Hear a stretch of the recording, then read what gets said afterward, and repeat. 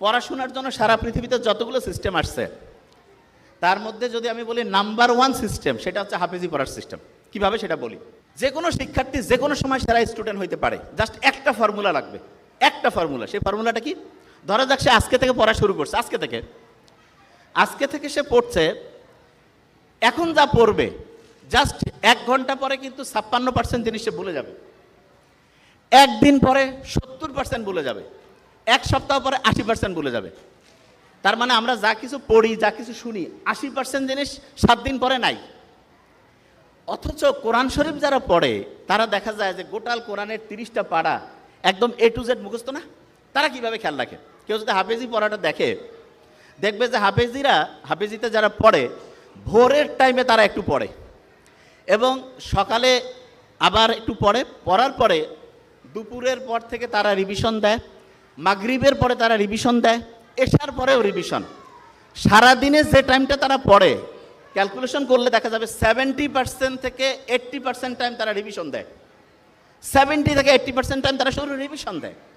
এবং ইন্টারন্যাশনালি বলতেছে যে একটা স্টুডেন্ট অসাধারণ হবে যদি সে দৈনিক যে পরিমাণ টাইম পড়ে তার 70% টাইম সে যদি রেগুলার রিভিশন দেয় তাহলে সে অসাধারণ স্টুডেন্ট হবে।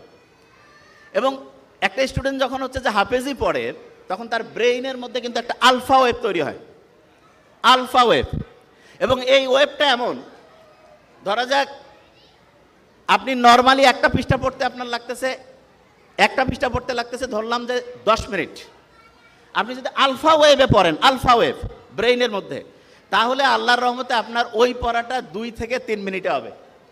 তার মানে স্বাভাবিকভাবে একটা পড়া আপনি যেই স্পিডে পড়েন আলফা ওয়েভ থাকলে তার থেকে 4 থেকে 5 গুণ বেশি স্পিডে আপনি আল্লাহর রহমতে পড়তে পারবেন।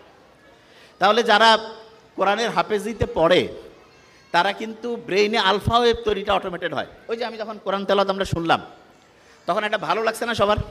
কোরআন যখন শুনলাম কি কারণে ভালো লাগলো? কারণ কোরআনের আয়াতগুলো আল্লাহ এমনভাবে অ্যাসেম্বল করছেন, যখনই আমরা শুনি তখন ব্রেইনটা কুল ডাউন হয়। এবং ব্রেইনটা কুল ডাউন হয়ে গেলে ব্রেইনের মধ্যে প্রতি মুহূর্তে যে হচ্ছে বিভিন্ন ঢেউ আছে, ঢেউটা এমন লেভেলে আসে যেটার নাম হচ্ছে আলফা ঢেউ। এবং এই ঢেউটা ব্রেইনের জন্য খুব উপকারী। দেখেন সায়েন্স যে আবিষ্কার হচ্ছে, আপনারা দেখবেন কোরআনে একটা আয়াত আছে যে উটকে আমি কেমনে বানাইছি এটা কি তোমরা দেখবা না? উট তা কিছুদিন আগে আবিষ্কার হইলো যে উটের যে চোখের পানি আছে না, এই চোখের পানির মধ্যে এমন এক রকমের মেডিসিন আছে যেটা প্রায় 30 রকমের সাপের যে বিষ সেটাকে নিষ্ক্রিয় করতে পারে। ওই যে রাসেল ভাইপারের নাম শুনলাম না, খুব আলোড়ন সৃষ্টি করছিল। সেই রাসেল ভাইপারের যে বিষ ভয়ঙ্কর, মুহূর্তের মধ্যে মানুষকে ধ্বংস করে ফেলে, সেই বিষকেও নিষ্ক্রিয় করার ক্ষমতা বিজ্ঞানীরা দেখছে যে উটের যে চোখের পানি সেটার মধ্যে আছে। আল্লাহ যে বলছে যে উটকে আমি কিভাবে বানিয়েছি সেটা কি তোমরা দেখবা না? কি অসাধারণ আল্লাহর কথাগুলো এখন বিজ্ঞানীরা দেখতেছে, যা কিছু বলে গেছে প্রত্যেকটায় সায়েন্সের সর্বোচ্চ লেভেলে। দেখেন একটা জিনিস বলি, মৌমাছি নিয়ে একটা সূরা আছে না কোরআন শরীফে? খাঁটি মধু কারা কারা খান? একটু হাত উঁচু করেন তো। প্রত্যেকে খাবেন, খুব উপকারী খাঁটি মধু। আচ্ছা, একটা ইন্টারেস্টিং জিনিস বলি, মধুর যে মৌচাক আছে না, মৌচাকে কিন্তু সিকিউরিটি গার্ড অফিসার আছে। যে ভাই আপনি কি করেন, এটা কি ক্যান্টনমেন্ট? হ্যাঁ, ক্যান্টনমেন্টের মতো। অনেকে বিভিন্ন কোম্পানির নাম নিতে চাই না, কয় যে পরিশোধিত মধু। পরিশোধিত মধু, বাপ মার ভালোবাসা যদি কয় পরিশোধিত ভালোবাসা, এটা কি হবে? ওইটা তো 100% অরিজিনাল, কিসের আর পরিশোধন করবে? তা মৌচাকের মধ্যে সিকিউরিটি গার্ড অফিসার থাকে। একটা মৌমাছি যখন আসার পরে তাকে চেক করে, এই যে এয়ারপোর্টে ঢুকলে যেমন মেটাল ডিটেক্টর দিয়ে চেক করে না, এরকম প্রত্যেকটা মৌমাছিকে আলাদা আলাদা করে চেক করে। চেক করার পরে যদি দেখে তার মধ্যে কোনো জার্ম আছে, কোনো জীবাণু আছে, তাহলে তাকে আসসালামু আলাইকুম বলে বিদায় করে দেয়, ঢুকতে পারবে না।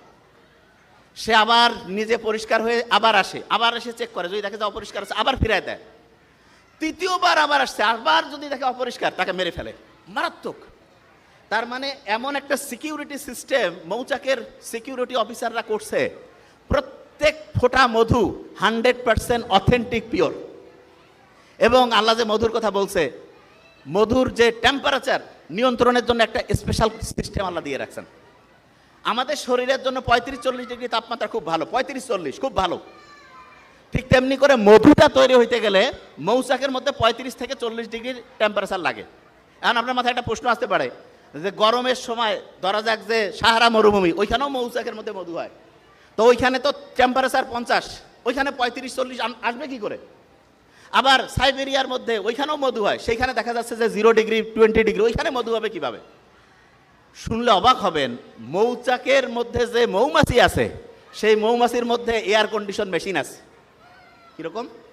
ওদের যে ডানা আছে না, ডানার মধ্যে 2 রকম প্যাটার্ন আছে। একটা ডানা হচ্ছে উপর থেকে নিচে ঘুরে, আর একটা নিচ থেকে উপরে ঘুরে। ওই যে ফ্যান যেমন আছে না, ফ্যান উপর নিচ করলে দেখবেন আপনি, এটা এক্সাম্পল হচ্ছে কিছু এয়ার কুলিং মেশিন আছে, গরমও দেয় ঠান্ডাও দেয়, হিটও করে, এয়ার কন্ডিশনিং।